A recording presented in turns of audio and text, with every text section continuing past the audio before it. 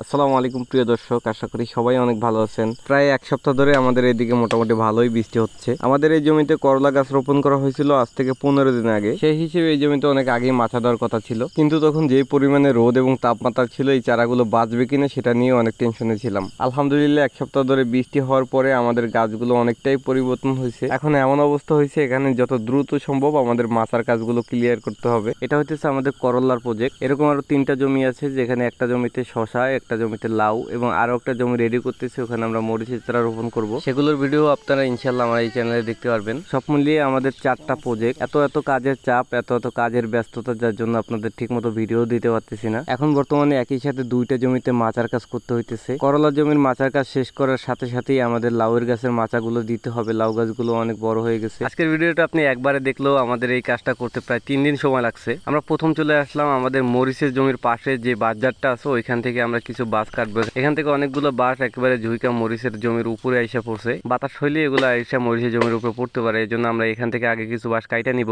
গত বছর আমাদের এখানে মাচার জন্য যে বাঁশগুলো আনছে ওগুলো আমরা ঘাড়ে করেই আনছি। তো এবছর আলহামদুলিল্লাহ পানি হয়ে যাওয়ার কারণে আমাদের একটা সুবিধা হয়েছে, সেটা হচ্ছে আমরা নৌকায় করে বাঁশগুলো নিয়ে আসতে পারতেছি। তো এটার জন্য আমাদের অনেক লেবার খরচও কমে যেতেছে। আমাদের এদিকে এই বাঁশগুলোকে বাইজা বাঁশ বলে, আপনাদের এলাকায় কি বলে জানি না। তো আমরা মূলত এই বাঁশগুলো দিয়েই আমাদের লাউয়ের মাচা, করলার মাচার কাজগুলো করব। এখান থেকে চিকন চিকন বাঁশগুলো বাইছে আমরা করলার এই প্যাটার্নের মাছার কাজে ব্যবহার করব, আর বাদ বাকি মোটা যে বাঁশগুলো এগুলো আমরা লাউয়ের মাছার কাজে ব্যবহার করব। নৌকায় করে বাঁশ নিয়ে চলে আসলাম আমাদের প্রজেক্টের এখানে। সামনের এই টিলায় আমাদের 3টা জমি, এই টিলার চারপাশেই পানি। নৌকায় করেই আমাদের এখানে প্রতিদিন আসা যাওয়া করতে হয়। কয়েকদিনের বৃষ্টির কারণে আমাদের অনেকটাই সুবিধা হয়েছে। এই বাঁশগুলো একবারে ঝাড় থেকে কাইটে নৌকায় করে একেবারে জায়গায় নিয়ে আসলাম। পানিটা যদি না বাড়তো তাহলে এই বাঁশগুলো আমাদের ঘাড়ে করে টাইনেই আনতে হইতো এখানে। তো বৃষ্টি হয়ে পানি হওয়ার কারণে আমাদের অনেকটাই খরচ বাইসে গেছে আলহামদুলিল্লাহ। আমরা এখানে মাচার কাজটা করব একেবারে সীমিত খরচ করার চেষ্টা করব। আমাদের এখানে বাঁশগুলো কিন্তু অত দাম দিয়ে কেনা হয় না। একটা বাঁশ এগুলো আপনার 50 টাকা করে কিনতে পাওয়া যায় আমাদের এদিকে। আমাদের যেহেতু অনেকগুলো মাচা তৈরি করতে হবে, এর মানে আমাদের অনেক বাঁশ প্রয়োজন, তাই আমরা বাঁশের একেবারে কম ব্যবহার করার চেষ্টা করব।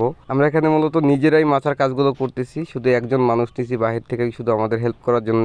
আমরা এই বাঁশগুলোকে 2 ফাল্লা করে ভাগ করে তারপর ব্যবহার করব। করলার মাচাটা যেহেতু আমরা এই প্যাটার্ন দিব, এই খুঁটিগুলো 7 ফুট মাপ দিয়ে আমরা কাইটা নিছি, সবগুলো কাইটা মাঝখান দিয়ে একটা ফালা করে দিছি। এখন এই খুঁটিগুলোকে 2 বেডে 1 মাচা হিসাব করে আমরা ওইভাবে এই প্যাটার্ন সিস্টেম করে গাইড়া দিছি। এরপরে 2 খুঁটির মাথায় প্লাস্টিকের টেপ দিয়ে শক্ত করে বাইটা দিতেছি। খুঁটির মাথায় মাঝখানে যে লম্বা যে টানাটা, আমরা ওইটা সুতা দিয়ে দিব। অনেকে এখানে জিআই তার ব্যবহার করে, এর জন্য আমরা এখানে একটু মোটা সুতা ব্যবহার করছি। আর পাশ দিয়ে যেগুলো দিছি সুতা, ওগুলো একটু চিকন। এখানে গত বছরের কিছু পুরাতন মাছা আছে, যার জন্য আমাদের এবছর অনেক মাছা কম লাগতেছে। আমরা মাছার জন্য যে নেটটা ব্যবহার করতেছি, এই নেটের দৈর্ঘ্য হইতেছে 60 হাত এবং প্রস্থ 20 হাত। আমাদের এই মাচাগুলোর হাইট হইতেছে 7 ফুট। তো লম্বালম্বি ভাবে যদি একটা নেট কাইটা 2 ভাগ করা হয়, তাহলে আমাদের এখানে 2টা মাচা হয়ে যায় আর কি। বাঁশ কাটা সহ 3 জনের 3 দিন কাজ শেষে আজকে আমাদের করলা মাচার কাজ শেষ আলহামদুলিল্লাহ। শুধুমাত্র একজন লেবার নিয়ে আমরা 2 জন 3 দিন কাজ করছি। আমাদের বেতন বাদ দিয়ে এই জমিতে মাচার কাজ শেষ করতে 5000 টাকার মতন খরচ হয়েছে। এগুলো হইতেছে আমাদের গতবারের পুরাতন মাচা। এখানে দেখেন গাছগুলো কত বড় হয়ে গেছে।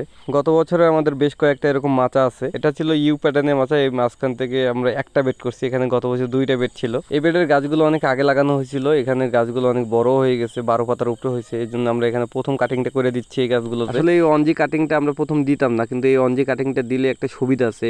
এরপরের যে ডগাগুলো, এগুলো ডগা থেকে আপনার বেশিরভাগই স্ত্রী ফুল আসে। এরপর 2G কাটিং দিলে এরপরের ডগাগুলো থেকে একবারে 100% প্রায় বলতে গেলে স্ত্রী ফুল আসে। তো আলহামদুলিল্লাহ আমাদের একেবারে মাচার কাজ কমপ্লিট। আমাদের এখানে যে গাছগুলো বড় হয়ে গেছে, এগুলো নেট ধরাই দিতেছি। একেবারে কম খরচে এত কম বাঁশ ব্যবহার করে যে এত সুন্দর শক্তপোক্ত মাচা তৈরি করতে পারবো, এটাও ভাবি নাই। তো আলহামদুলিল্লাহ সবকিছু মিলাই এই ছিল আজকের ভিডিওটা দেখে যদি একটুও ভালো লাগে তাহলে ভিডিওতে লাইক, কমেন্ট এবং শেয়ার করতে পারেন। ইনশাআল্লাহ দেখা হচ্ছে পরবর্তী ভিডিওতে। সেই পর্যন্ত সবাই ভালো থাকেন, সুস্থ থাকেন। আসসালামু আলাইকুম, আল্লাহ হাফেজ।